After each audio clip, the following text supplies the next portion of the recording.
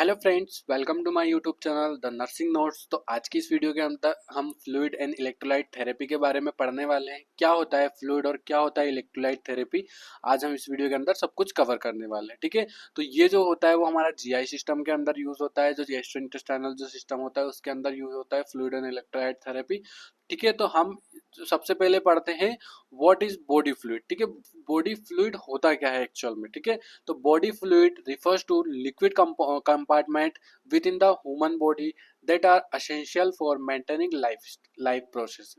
This fluid help transport nutrients, remove waste, regulate temperature and maintain body fluid. ठीक है, तो body fluid क्या होता है? एक प्रकार का लिक्विड कंपोनेंट्स होता है। लिक्विड मतलब एक तरल पदार्थ होता है। ये हमारी बॉडी के लिए बहुत ज़रूरी होता है। बॉडी के लिए क्यों ज़रूरी होता है? क्योंकि जो हमारी जो लाइफ साइकिल होती है बॉडी की, जो मतलब एक वो होती है, जैसे कोई न्यूट्रिएंट्स ट्रांसफर करना है। ठीक है, तो वो फ्लूइड के कारण होगा।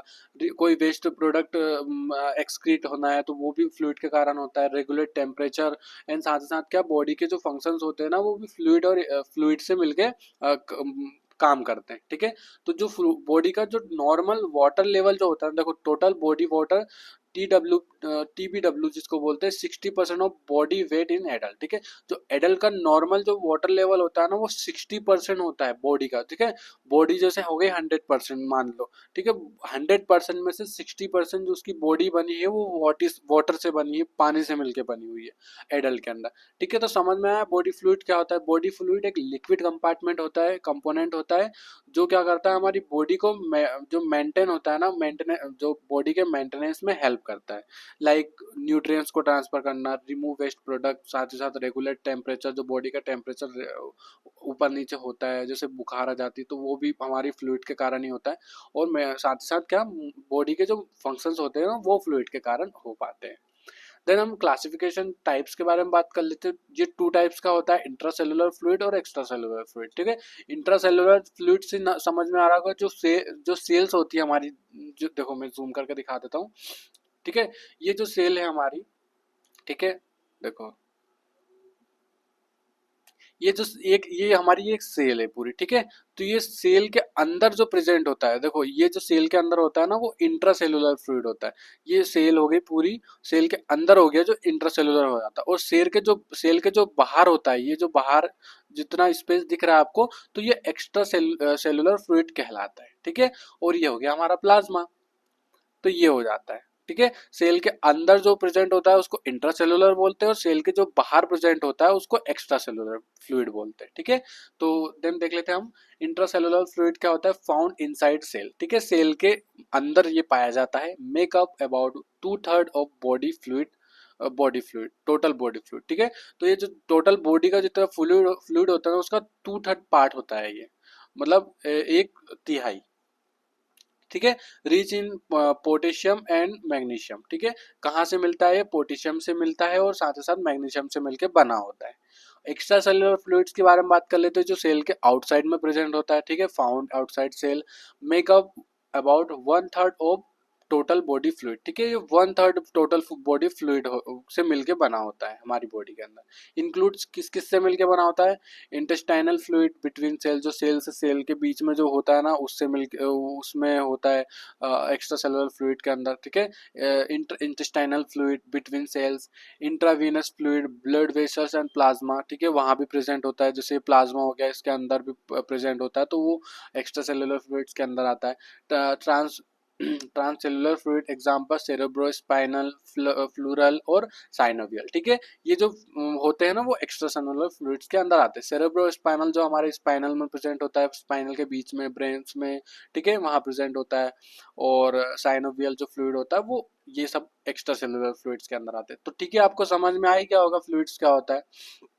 देन हम देख लेते हैं व्हाट इज बॉडी इलेक्ट्रोलाइट्स। ठीक है, इलेक्ट्रोलाइट्स होता क्या है? तो electrolyte therapy involves administering electrolytes to restore balance in the body, particularly when there is imbalance और डेफिशिएंसी। ठीक है, इलेक्ट्रोलाइट थेरेपी कब दी जाती है? जब हमारी बॉडी के जो इलेक्ट्रोलाइट्स होते हैं ना वो इम्बैलेंस हो जाते हैं। ठीक है, बॉडी के इलेक्ट्रोलाइट इम्बैलेंस कैसे होते हैं देखो मैं आपको बताता हूँ।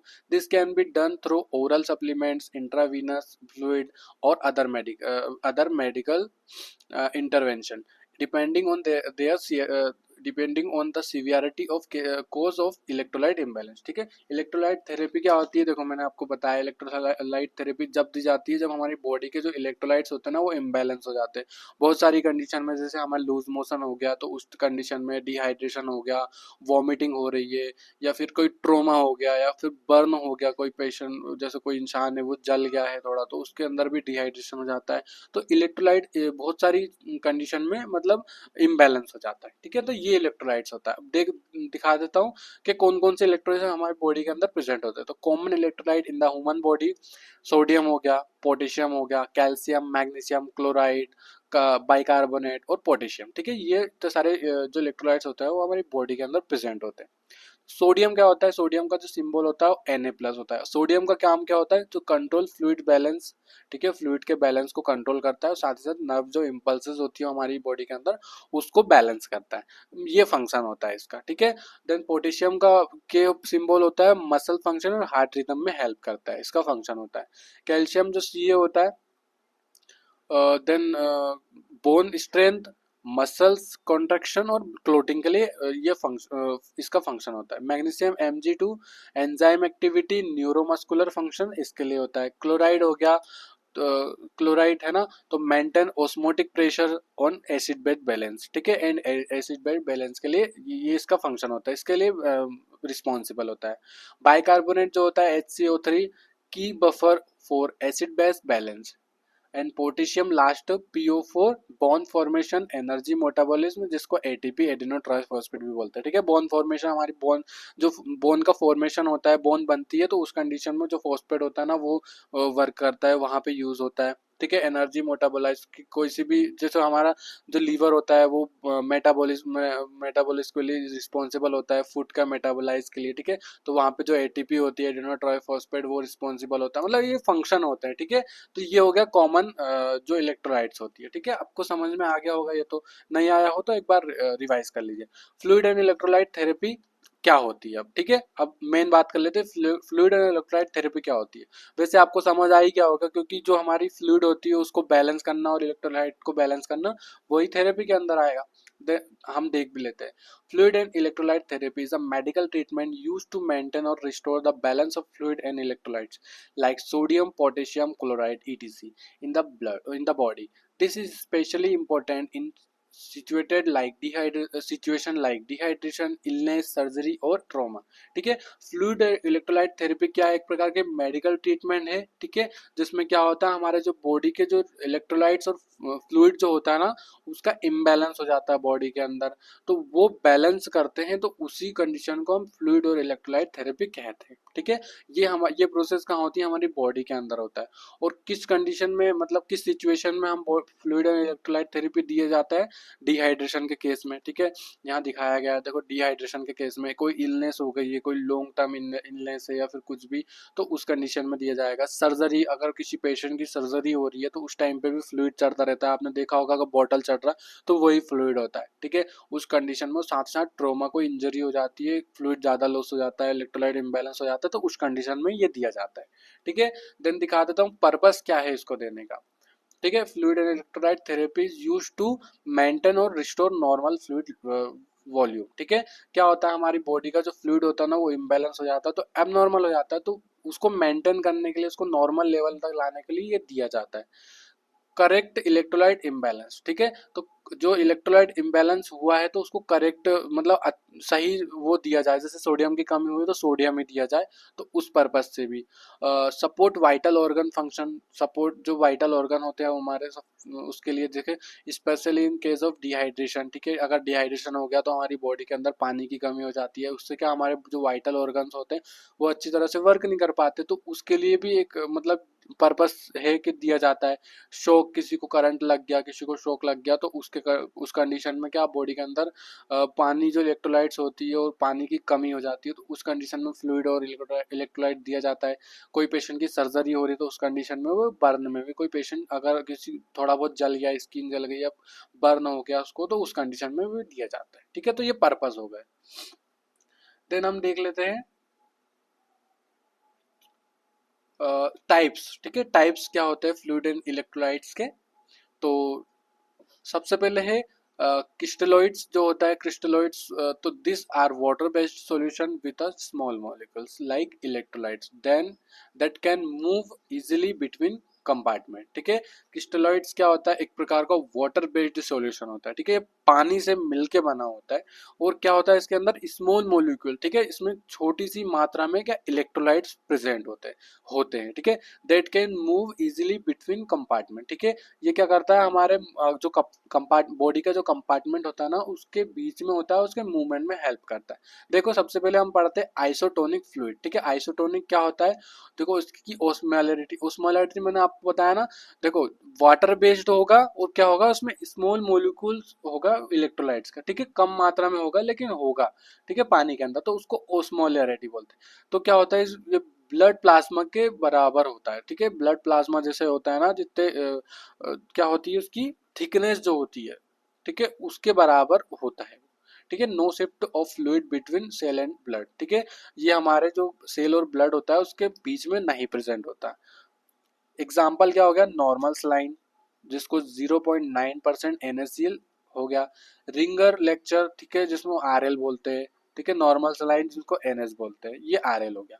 डेक्सट्रोज 5% इन वाटर, D5W बोलते हैं, acts isotonic in bag, hypotonic in body. ठीक है, यूज्ड किसके लिए होता है, डिहाइड्रेशन के लिए, ब्लड लॉस के लिए और सर्जरी में यूज होता है। ठीक है, ये क्या होगा आइसोटोनिक फ्लूइड।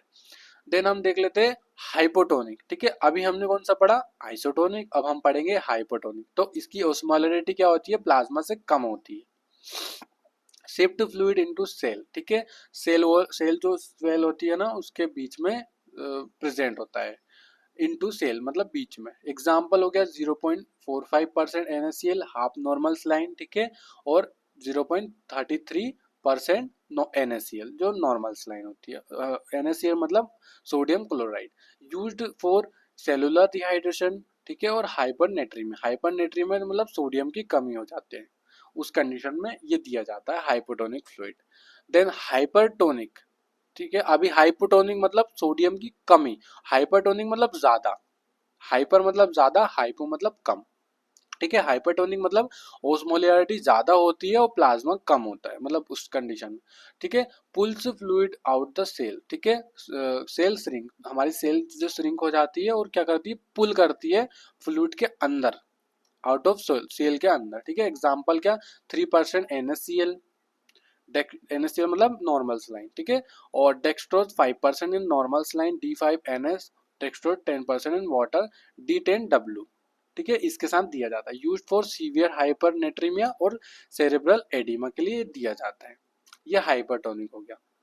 Then colloids. ठीक है, फर्स्ट हमने कौन सा पढ़ा था, क्रिस्टलोइड्स, अब हम पढ़ेंगे कोलोइड्स। ठीक है, तो कोलोइड्स क्या होता है, this are fluid which large molecule like protein that stay in blood vessels and pulls fluid in via oncotic pressure. ठीक है, ये जो फ्लूइड होता है ना वो इसके अंदर लार्ज प्रोटीन होता है, जो प्रोटीन लार्ज मॉलिक्यूल होता है जो प्रोटीन के मिलकर बना होता है।